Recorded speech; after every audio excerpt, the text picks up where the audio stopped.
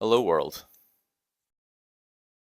In all honesty, I've had some thoughts about creating these videos, possibly even apprehensions, but uh, the response that I've been getting to just the few that I've done on TikTok have pushed that natural evolution to a longer format on YouTube.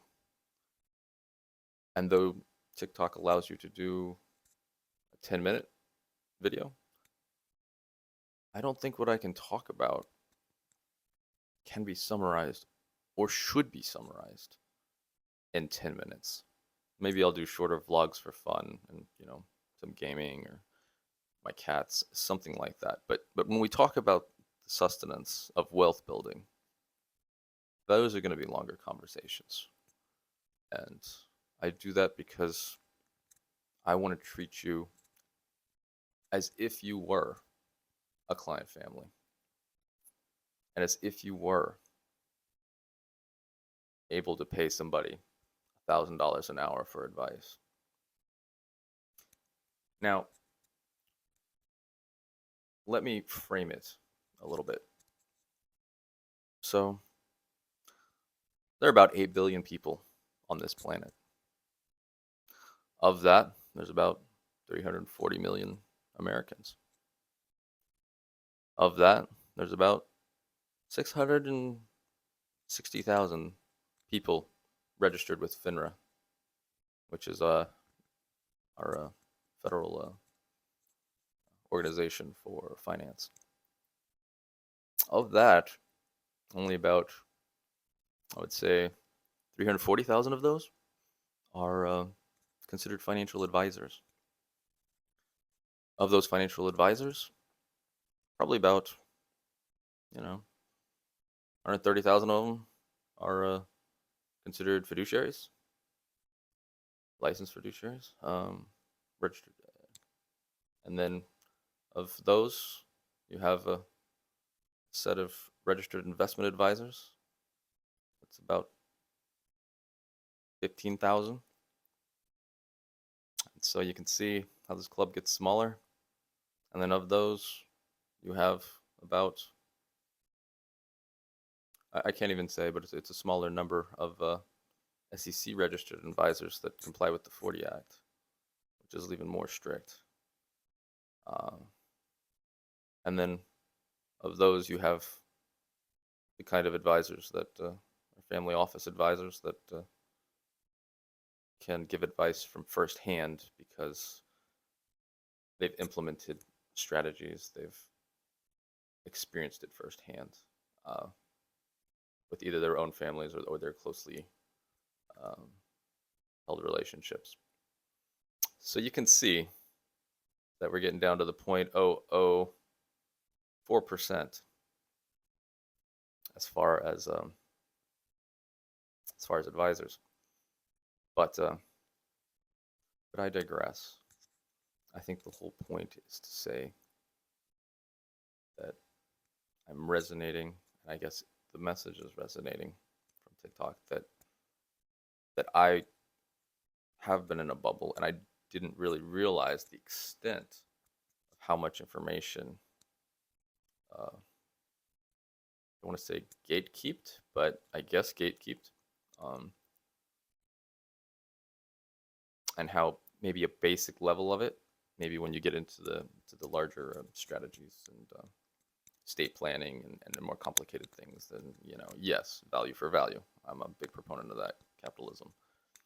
But in the basics, there should be a certain level of knowledge shared.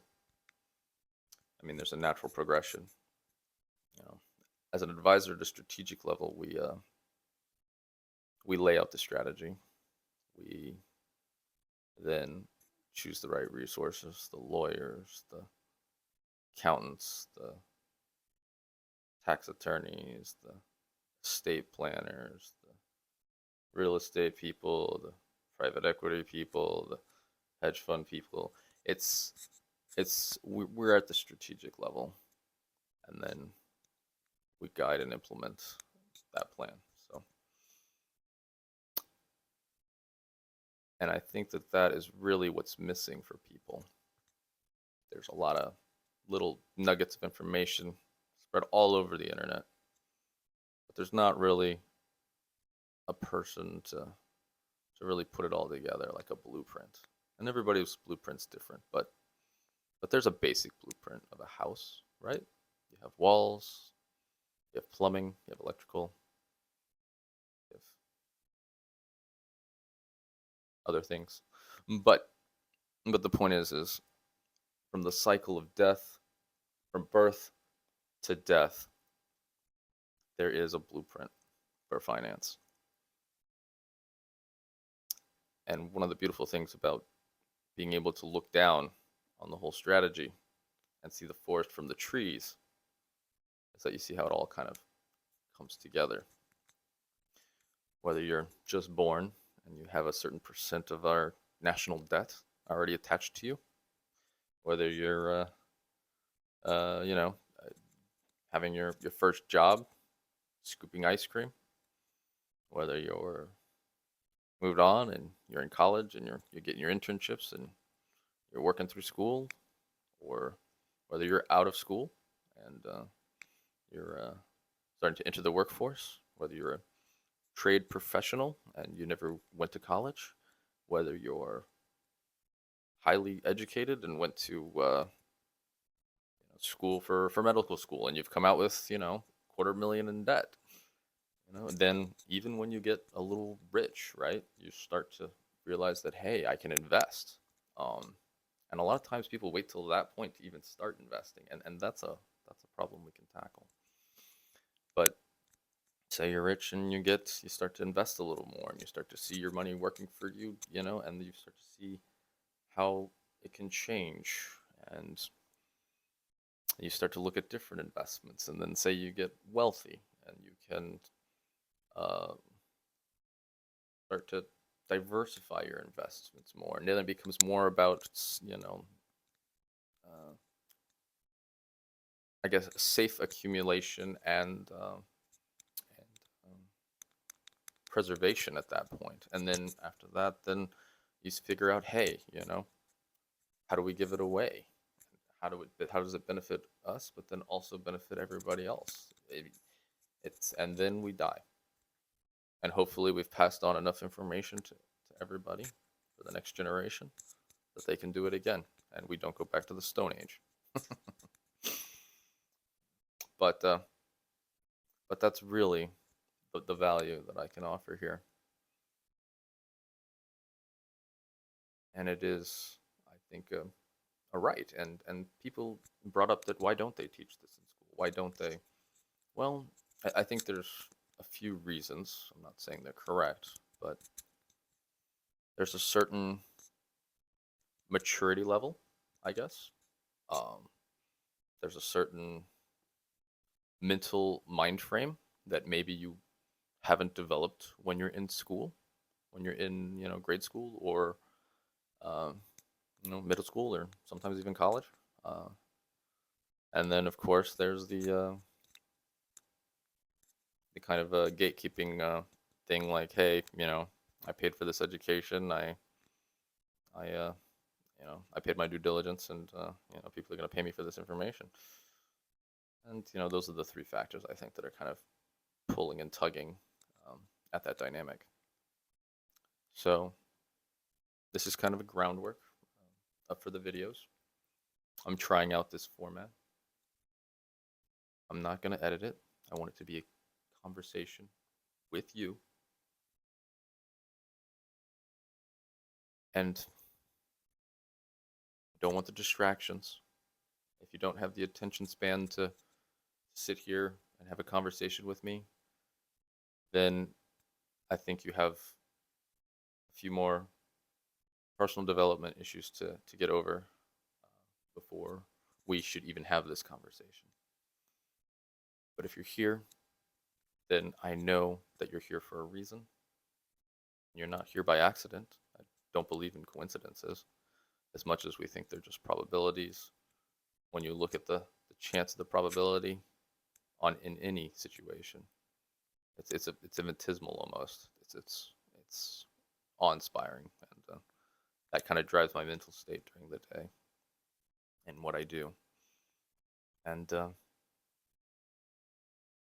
I want to thank you for listening and allowing me to help you, but then at the same time, you're helping me fulfill my purpose. Because it was Wayne Dyer who said, "Don't die with your music in you," and I always thought that was interesting. Dr. Wayne Dyer, he was a personal help guy who studied under Maslow and Maslow's hierarchy of needs. You guys can look that up if you want to, but that always struck me, and I always saw that as a key to gaining the right mental state in order to do the things that you need to develop the habits, like Maslow, right? He did Maslow. You ring the you ring the bell, and then the dog knows to come for food. It's the same thing. We've developed such bad habits, and I think the 1% they go through this program that's just, call it a social program, call it whatever, but it's almost like a training that that we give our kids that that kind of allows you to gain those traits. So I'm gonna do a video on the mental foundation, and I think that's highly important because you have to know that you can do this.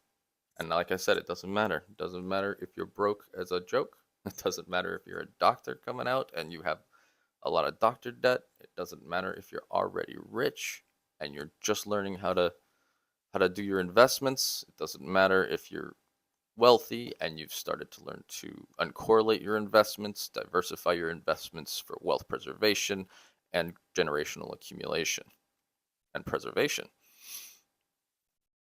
And then it doesn't matter if you're at that point where you're ready to figure out, hey, how can I live a great life, but at the same time leave a great life? And that's really what these videos are going to be about. This is a vlog. It's going to have other stuff, but this is going to be the meat. And I'm being driven by the comments from TikTok, and hopefully I'll be driven by the comments on YouTube, because I'll admit, I don't know what you don't know. And that's one thing in project management, your unknown unknowns. So I'm learning from you guys as well what you don't know and where I can give you guys the guidance to put that puzzle of hopefully life together, but definitely wealth building. And I think that's where we're going to end this first video. And thank you for watching. And, you all have a good day.